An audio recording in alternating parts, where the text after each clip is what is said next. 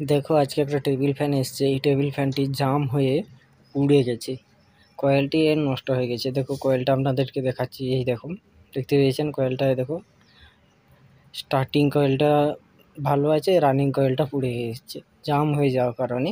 তো দেখুন, আপনারা যখন ফ্যান সার্ভিসিং করবে কোনো সার্ভিসিং শপ থেকে, তো আপনারা এক কাজটা করবেন, এই পিছনের চাপাটা খুলে নেবেন। প্রথমে পিছনের চাপাটা খুলে নেওয়ার পর দেখুন, একটা টেস্টার যদি আপনার বাড়িতে থাকে, টেস্টার দিয়ে আপনি পিছনের যে নাট বল্টটা স্ক্রুটা থাকে, এই স্ক্রুটা খুলে নেবেন। স্ক্রুটা দেখুন খুলে নিলাম এবং পিছনের চাপাটা খুলে নেব। দেখুন এবারে আপনি কি করবেন, আগের দিকে খাঁচাটা খুলে নেবেন। দেখুন এইভাবে আপনারা খাঁচাটা খুলে নেবেন। দেখুন খুলে নেওয়ার পর দেখুন ভালো করে খুলে নিয়ে এইভাবে দেখুন খুলে গেল খাঁচাটা। এবারে আপনারা খাঁচা এবং এবারে ডানাটাও খুলে নেবেন। দেখুন ডানাটা একটি টেস্টারের মাধ্যমে আপনি সমস্ত কাজ করতে পারবেন। দেখুন ডানাটা খুলে গেল এবং ডানা, খাঁচা এবং পিছনের চাপাটা ভালোভাবে পরিষ্কার করে নেবেন এবং ধুয়ে নেবেন। এবং আগের দিকের খাঁচাটা আপনি খুলে পরিষ্কার করে ধুয়ে নিতে পারেন। দেখুন এই তিনটে জিনিস একদম পরিষ্কার করে ধুয়ে নেবেন এবং যদি ধুলা জমে থাকে তো আপনারা কাপড় দিয়ে পরিষ্কার করে নেবেন। এবং দেখুন এই যে পিছন থেকে যে একটি স্ক্রু লাগানো আছে, এটা হচ্ছে গিয়ার বক্স বলে। এই গিয়ার বক্সের সঙ্গে এটা মুভিং করার কাজ করে, যাতে এদিকে ওইদিকে হাওয়াটা ঘুরে লাগে। তো দেখুন এই যে একটা স্ক্রু, এই স্ক্রুটাও দেখুন খুলে নেবেন। দেখুন এবারে আপনাদের সমস্ত কাজ ইজি হয়ে গেল। তো এই গিয়ার বক্সটাও আপনাকে খুলে নিতে হবে। দেখুন গিয়ার বক্সটা আমি খুলিয়ে নিচ্ছি। এবার এই গিয়ার বক্সটা খুলে নেওয়ার পর আপনাদেরকে দেখাবো কিভাবে আপনারা পাখা অনেক দিন লাস্টিং করতে পারবেন। তো কয়েল পুড়বেই না আপনারা যদি আমার ট্রিক ভালোভাবে ব্যবহার করেন, তাহলে কয়েল পুড়বেই না। তো দেখুন এইভাবে আপনারা তো খুলে নিলেন।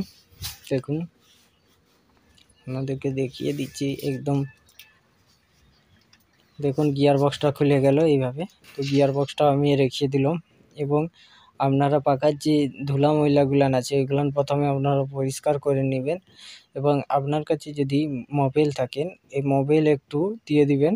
এটা সিরিজে করেও দিতে পারেন এবং ডপারে করেও দিতে পারেন। দেখুন কিভাবে, কোথায় মোবিলটা দিবেন, কিভাবে দিবেন সমস্ত কিছু দেখাচ্ছি। দেখুন মোবিল আমি ডপারে নিয়ে নিই। এ দেখো ডপারে নিয়ে নিলাম। নিয়ে নেওয়ার পর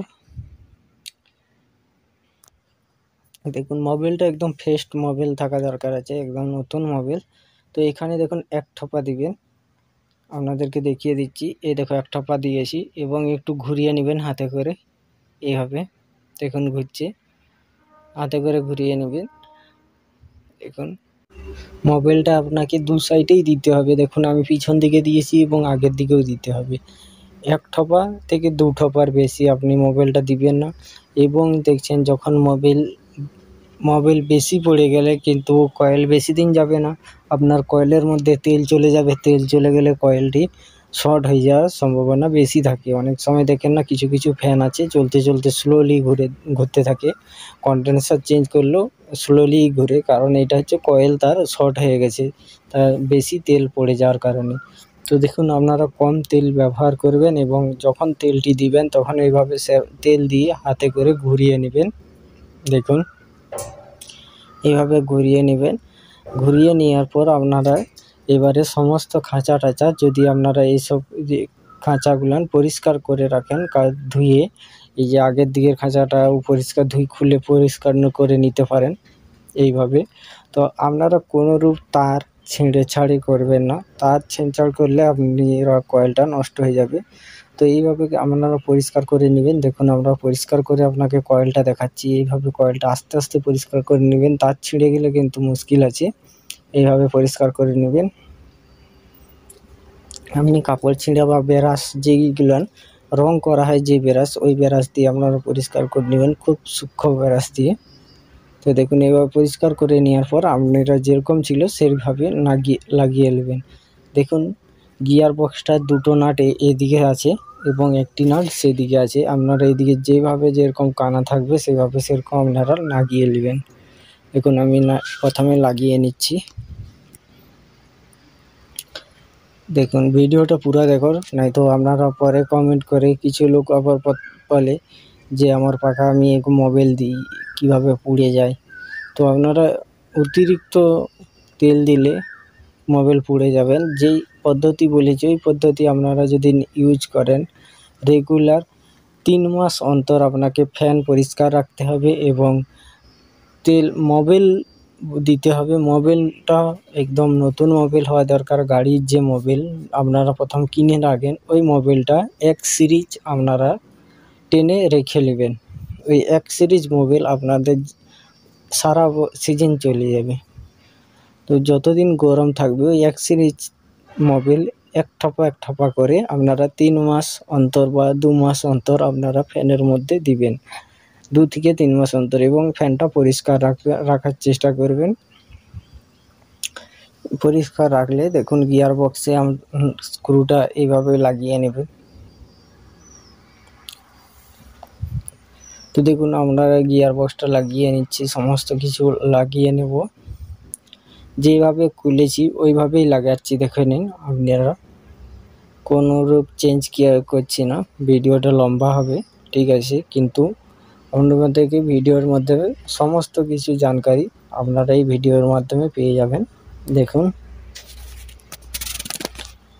এইবারে এই পিছনের স্ক্রুটা আপনারা দেখে নেবেন। এই পিছনের স্ক্রুটা লম্বা থাকে, তো লম্বা স্ক্রু আপনারা দেখে ভালোভাবে লাগিয়ে নেবেন। এই দেখেন এই লম্বা স্ক্রু দেখতে পেয়েছেন। স্ক্রুটা এইভাবে রেখে ভালোভাবে চাপাটা এইভাবে লাগিয়ে নেবেন।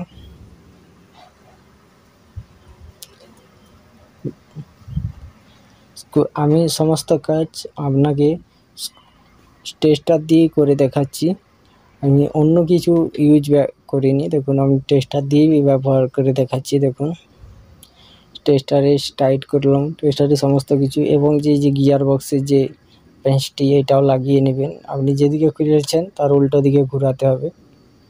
আপনি যদি বাঁ দিকে খুলেন তাহলে আপনাকে ডান দিকে ঘোরাতে হবে। এবারে আমরা ফ্যানটা লাগিয়ে নেব। প্রথমে একবার হাতে ঘুরিয়ে দেখে নিলাম ঠিক আছে কি না।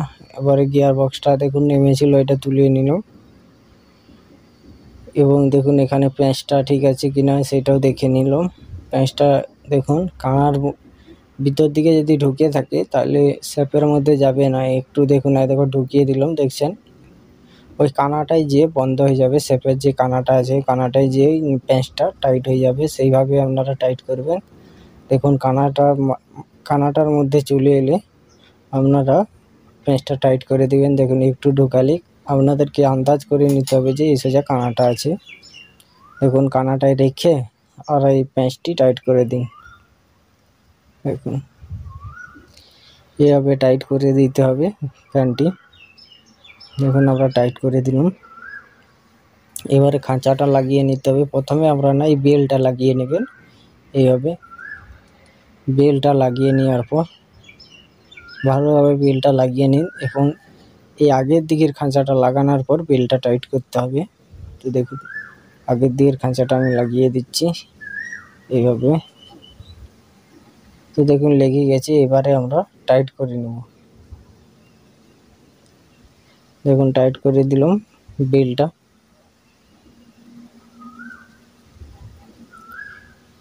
দেখুন বেলটা টাইট করে নেওয়ার পর এবারে আমরা আপনাদেরকে ঘুরিয়ে দেখাবো স্পিড কত হয়। এবং দেখুন